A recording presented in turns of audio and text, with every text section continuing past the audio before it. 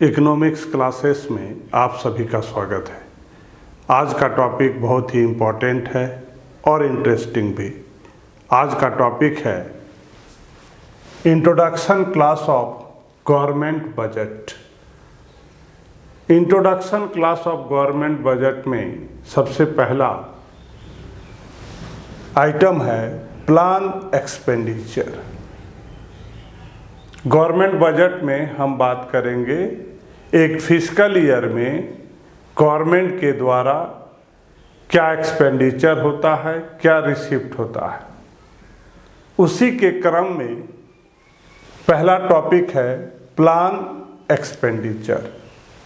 Plan expenditure is the expenditure which is related to some specified plan for the year। किसी particular year में एक ऐसा expenditure जो special plan के लिए किया जाता है। एक फिस्कल ईयर में गवर्नमेंट के द्वारा एक्सपेंडिचर किया जाता है किस पर? Some specified plan. एक विशिष्ट स्पेशल प्लान पर जब गवर्नमेंट खर्चा करती है इन द ईयर, किसी फिस्कल ईयर में, तो ऐसे एक्सपेंडिचर को हम कहते हैं प्लान एक्सपेंडिचर। प्लान एक्सपेंडिचर क्या है? एक ऐसा एक्सपेंडिचर है, प्लान एक्सपेंडिचर एक ऐसा एक्सपेंडिचर है जिसका संबंध किससे है? Some specified plan for the year. एक ऐसा एक्सपेंडिचर जिसका संबंध सम स्पेसिफाइड प्लान से है इन द ईयर, तो ऐसे एक्सपेंडिचर को हम कहते हैं plan expenditure. Next, non plan expenditure. ये भी क्या है? एक ऐसा expenditure which not related to any specified plan. Just उसका उल्टा। प्लान स्पेसिफाइड प्लान एक्सपेंडिचर में क्या था? Some plan specified. और नॉन प्लान एक्सपेंडिचर में क्या है? ये भी एक एक्सपेंडिचर है, लेकिन इसमें कोई नॉट एनी स्पेसिफाइड प्लान। यहां पर हम खर्चा करेंगे लेकिन किसी स्पेसिफाइड प्लान के लिए नहीं, नॉन स्पेसिफाइड प्लान के लिए यहां पर हम खर्चा करेंगे, गवर्नमेंट खर्चा करेगी, लेकिन प्लान क्या होगा? Not any specified plan. और ये एक्सपेंडिचर गवर्नमेंट के द्वारा एक फिस्कल ईयर में की जाती है, इन द ईयर। तो ऐसे एक्सपेंडिचर को हम बोलते हैं non plan expenditure. Balance budget. Government के द्वारा जो रिसिप्ट है, गवर्नमेंट के द्वारा जो रिसिप्ट है और गवर्नमेंट के द्वारा जो एक्सपेंडिचर है, अगर इसका अमाउंट इक्वल है तो ऐसे गवर्नमेंट के बजट को हम बोलते हैं balance budget. Balance budget is that budget in which government received are equal to government expenditure. जब गवर्नमेंट का एक्सपेंडिचर इक्वल होता है गवर्नमेंट के एक्सपेंडिचर से, तो ऐसे बजट को हम बैलेंस बजट कहते हैं। नेक्स्ट है सरप्लस बजट। जब गवर्नमेंट का रिसीप्ट अधिक होगा किससे? गवर्नमेंट के एक्सपेंडिचर से। जब गवर्नमेंट का receipt is more then government expenditure, that means government का रिसिप्ट ज़्यादा होगा और एक्सपेंडिचर कम होगा, तो ऐसे गवर्नमेंट के बजट को हम बोलते हैं surplus budget. Next, budgetary deficit. Government का ऐसा बजट जब टोटल एक्सपेंडिचर एक्सेस होगा टोटल रिसीप्ट से। जब गवर्नमेंट का टोटल एक्सपेंडिचर एक्सेस होगा किससे? टोटल रिसीप्ट से, तो ऐसे बजट को हम बोलते हैं बजटरी डेफिसिट। जब गवर्नमेंट का टोटल एक्सपेंडिचर एक्सेस होगा किससे? गवर्नमेंट के टोटल रिसीप्ट से, तो ऐसे बजट को हम क्या बोलते हैं? Budgetary deficit. Revenue deficit. Revenue deficit is the excess of total revenue expenditure over the total revenue receipt. जब गवर्नमेंट का टोटल रेवेन्यू एक्सपेंडिचर ज़्यादा होगा टोटल रेवेन्यू रिसीप्ट से, तो ऐसे सिचुएशन को हम लोग बोलते हैं रेवेन्यू डेफिसिट। रेवेन्यू डेफिसिट क्या है? जब गवर्नमेंट का total expenditure is more then total receipt of government, so this is called revenue deficit. Simple, deficit कब होगा?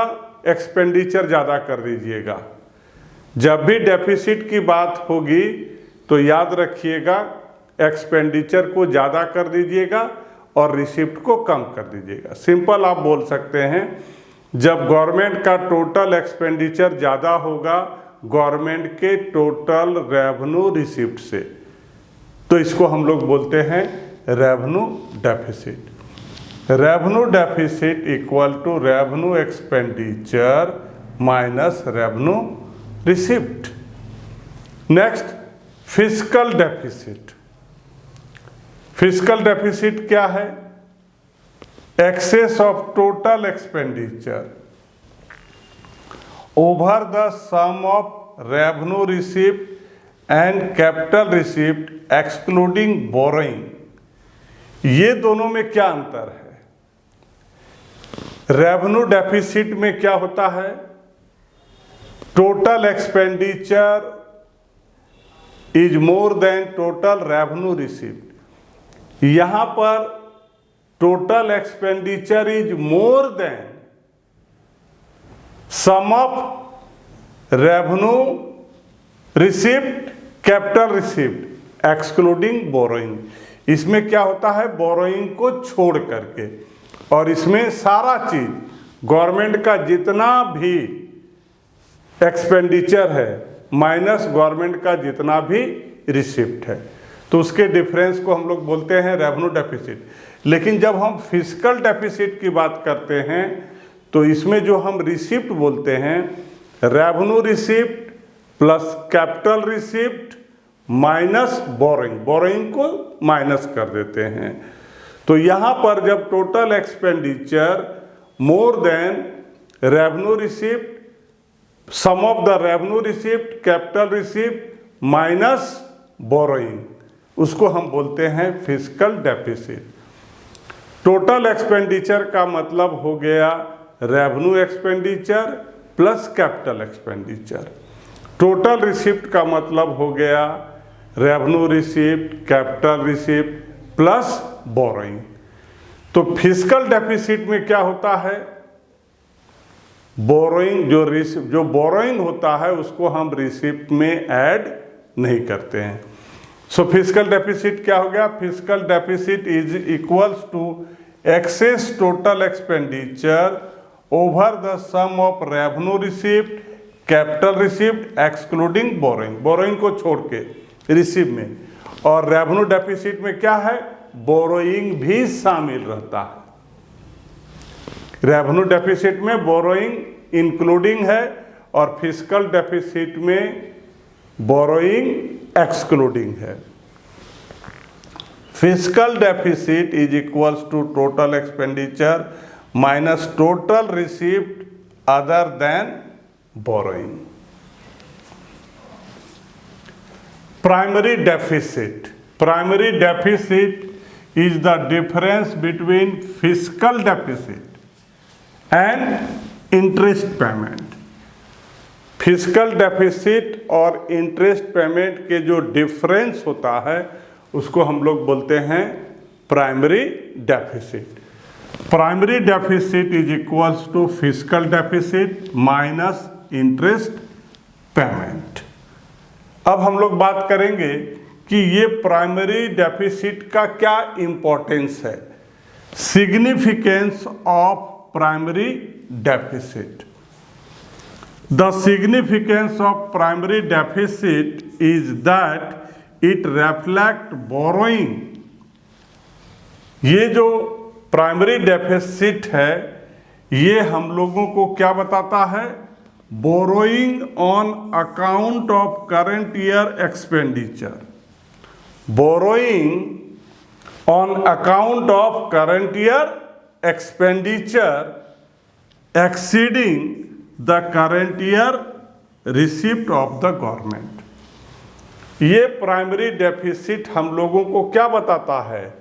Borrowing on account of current year expenditure, borrowing on account of current year expenditure is more than current year receipt of the government। Significance of primary deficit में interest payment on the accumulated borrowing is not accounted for। इसमें interest payment जो होता है accumulated borrowing उसकी accounting नहीं होती है। Significance of measuring fiscal deficit. Fiscal deficit को मेजर करने का क्या इंपॉर्टेंस है? The significance of measuring fiscal deficit is that it reflect total borrowing of the government during the financial year। Measuring fiscal deficit क्या बताता है? Government के द्वारा एक फिनेंशियल ईयर में जो टोटल बोरोइंग किया जाता है, total borrowing of the government during the financial year. ये फिस्कल डेफिसिट क्या बताता है कि गवर्नमेंट के द्वारा एक फिनेंशियल ईयर में टोटल जो बोरोइंग किया जाता है ये मेजरिंग ऑफ फिस्कल डेफिसिट से पता चलता है। Accumulated borrowing over the year reflect accumulated burden of the national debts. और जो हमारा एक्युमुलेटेड बोरोइंग है वो बर्डन ऑफ नेशनल डेब्ट which is to be borne by the future generation. और एक्युमुलेटेड बोरोइंग क्या होता है? ये जो हमारा फ्यूचर जनरेशन है उसके लिए क्या है? बर्डन है। राष्ट्र का जो डेब्ट है, नेशनल डेब्ट्स है, वो बर्डन है। टोटल बोरोइंग गवर्नमेंट का एक फिनेंशियल ईयर में ये कौन बताता है? फिस्कल डेफिसिट के द्वारा पता चलता है। और जो हमारा एक्युमुलेटेड बोरोइंग है, जो एक्युमुलेटेड बोरोइंग है वो क्या है? Burden of national debts. बोझ है, बर्डन ऑफ नेशनल डेब्ट, जो राष्ट्रीय, जो नेशनल का जो कर्जा है वो बोझ है किसके लिए? फ्यूचर जनरेशन, जो हमारा आने वाला जनरेशन है उसके लिए बोझ है accumulated borrowing. Subsidize treated as revenue expenditure, ये जो सब्सिडाइज की बात करते हैं हम लोग, जो गवर्नमेंट एक्सपेंडिचर करती है, आपको मदद करती है, जैसे आप गैस या बहुत सारे ऐसे प्रोडक्ट हैं जिसमें गवर्नमेंट के द्वारा सब्सिडाइज दिया जाता है, जिससे आपको उस प्रोडक्ट का पेमेंट कम करना पड़ता है। आप कुछ देते हैं, गवर्नमेंट उसका कुछ पेमेंट करती है, उसको हम लोग बोलते हैं सब्सिडाइज। ये एक्सपेंडिचर गवर्नमेंट के द्वारा किया जाता है। यहाँ पर प्रश्न ये है, subsidize treated as revenue expenditure, government के द्वारा जो सब्सिडाइज दिया जाता है उसको रेवेन्यू एक्सपेंडिचर क्यों समझा जाता है, उसको क्यों न कैप्ट? तो रेवेन्यू एक्सपेंडिचर हम लोग किसको बोलते हैं? Doesn't reduce liability of the government, not add to asset to the government. वैसे एक्सपेंडिचर जिसमें ना तो लायबिलिटी कमी होती है और ना ही एसेट में इंक्रीज होता है, तो वैसे एक्सपेंडिचर को हम लोग बोलते हैं रेवेन्यू। तो गवर्नमेंट के द्वारा जो ये एक्सपेंडिचर किया जाता है उससे ना तो लायबिलिटी में रिड्यूस होती है, गवर्नमेंट के लायबिलिटी में रिड्यूस होती है, और ना ही उसके एसेट्स में इंक्रीज होता है। इसलिए सब्सिडाइज को रेवेन्यू एक्सपेंडिचर ट्रीट किया जाता है। Example of capital receipt, capital receipt का एग्जाम्पल क्या है? Recovery of loan and borrowing. इसमें क्या होता है? कैपिटल रिसिप्ट में डिक्रीज इन द एसेट्स और इंक्रीज इन द लायबिलिटी। जब हम कैपिटल रिसिप्ट की बात करते हैं तो उसमें या तो होगा, क्या होगा? इंक्रीज इन द लायबिलिटी या decrease in the asset. So there are two examples of capital receipt, recovery of loan and second is borrowing. Example of capital expenditure, इसमें क्या होता है? कैपिटल एक्सपेंडिचर में क्या होता है कि आपका इंक्रीज होता है एसेट्स में और लायबिलिटी में रिड्यूस होता है। Purchase of land by the government, जब गवर्नमेंट लैंड परचेज करती है तो यहाँ भी एक एक्सपेंडिचर होता है, लेकिन उसके बदले में क्या होता है? इंक्रीज इन, गवर्नमेंट के एसेट में इंक्रीज होता है। तो गवर्नमेंट के एसेट में इंक्रीज होता है, तो वैसे एक्सपेंडिचर को हम लोग कैसा बोलते हैं? Capital expenditure. Loan granted by the central government to state government, ये भी गवर्नमेंट के द्वारा एक क्या है? एक्सपेंडिचर है, जिसको हम लोग कैपिटल एक्सपेंडिचर बोलते हैं। Recovery of loan treated as capital receipt, जब हम कैपिटल रिसिप्ट की बात करेंगे, जब हम कैपिटल रिसिप्ट की बात करेंगे तो कैपिटल रिसिप्ट में क्या होगा? रिडक्शन इन एसेट्स होगा और इंक्रीज इन लायबिलिटी होगी। रिडक्शन इन एसेट्स होगा और इंक्रीज इन लायबिलिटी होगी। Recovery of loan treated as capital receipt क्यों है? रिकवरी ऑफ लोन में एसेट का रिडक्शन होता है। किसी को हम लोन दिए हुए हैं, एसेट है मेरा, लेकिन जब हम रिकवर कर लेंगे, ले लेंगे, तो एसेट मेरा क्या हो जाएगा? डिक्रीज हो जाएगा। इसलिए रिकवरी ऑफ लोन क्या है मेरा? कैपिटल रिसिप्ट है। Disinvestment by government a capital receipt, हमने इन्वेस्ट किया था, अब उसको हम फिर हटा देंगे, तो इन्वेस्ट किया था वो एसेट है मेरा, लेकिन जैसे ही डिसइन्वेस्टमेंट कर देंगे एसेट मेरा क्या हो जाएगा? रिड्यूस हो जाएगा। तो ये भी क्या है? कैपिटल रिसिप्ट है। Disinvestment by government a capital receipt, क्यों? It leads to a reduction in asset. यहाँ पर क्या हो जाता है? एसेट में रिडक्शन आ जाता है, कमी आ जाता है, डिक्रीज हो जाता है। डियर स्टूडेंट, अभी आप पढ़ रहे थे introduction classes of government budget. Channel में बने रहने के लिए चैनल को सब्सक्राइब कीजिए। आज का टॉपिक हम यहाँ पर समाप्त करते हैं। फिर हम लोगों की मुलाकात नए वीडियो में नए टॉपिक के साथ होगी। आपका दिन शुभ हो। धन्यवाद।